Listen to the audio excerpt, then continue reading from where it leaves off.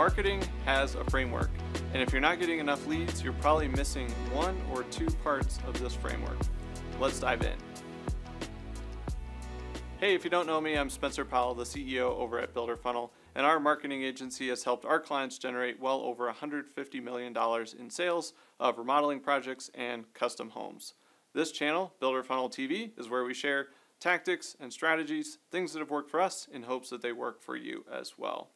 Today, I want to talk about our marketing framework that we've been using and adjusting and tweaking for about 13 years now. And what we're going to walk through is a complete framework in terms of your digital marketing. And so if you're not getting enough lead flow, there's a good chance that you've got a couple of holes or gaps in this framework, and hopefully you'll be able to uncover them today. All right, so let's dive in. The first one is traffic drivers. So traffic drivers are things that are going to get more people to your website. Now obviously we don't want just more people, we want to get the right type of people, but generally we want to talk about how do we get more prospects, people that are thinking about, researching, and want to do business with you to your website.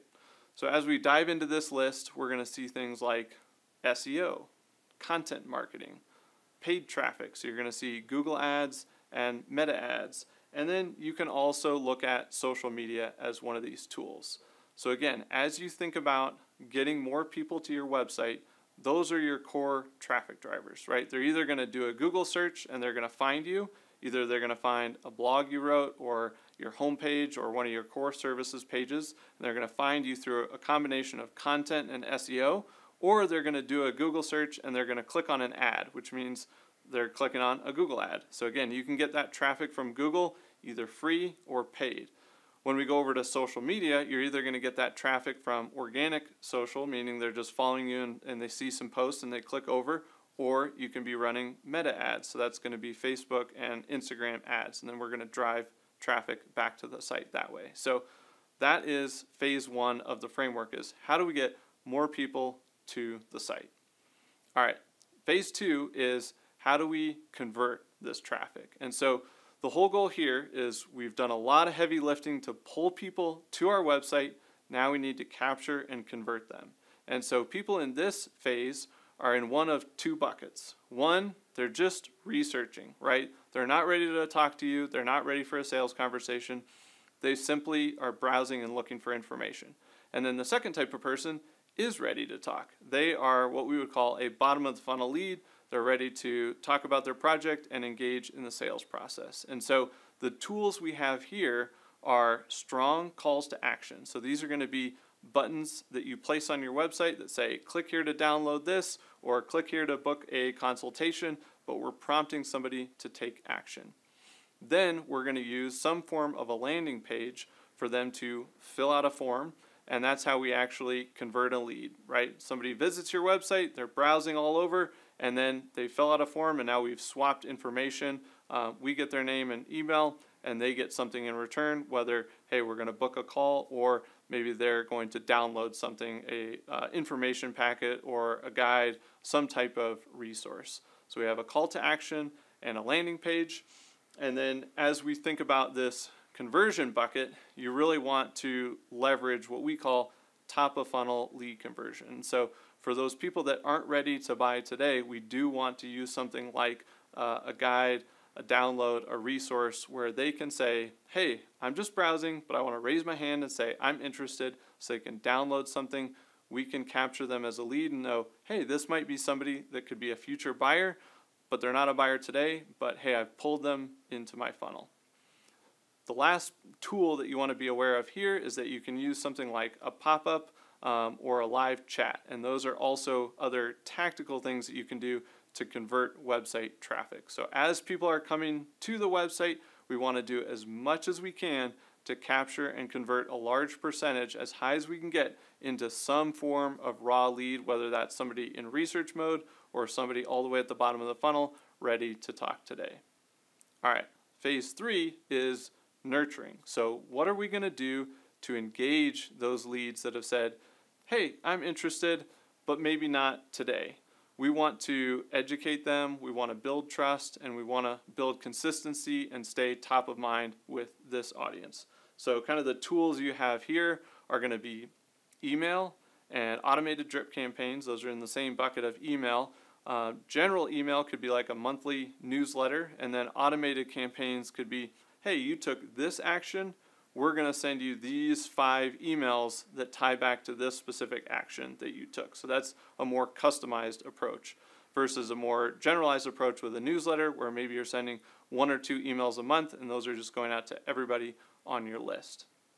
A couple of other tools here. I also like to put social media in this bucket because a lot of people will Google you, find your website, and then they'll go check you out on social media. And so that tool becomes a nurturing tool where they might follow you after they found you somewhere else, and that's a way that you're going to engage with them over the course of weeks or months as they do their research and think about their project.